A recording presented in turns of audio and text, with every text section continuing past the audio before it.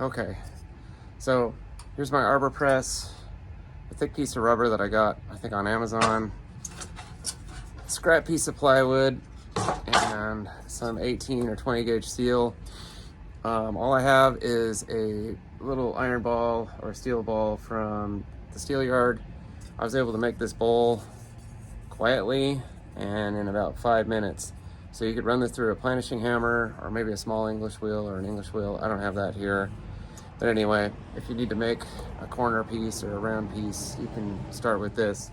And literally you can get these balls for like $1 or $2. And this is a little 1-inch piece or 1.5-inch piece of steel. I made a short about it. So feel free to comment. Thanks for watching.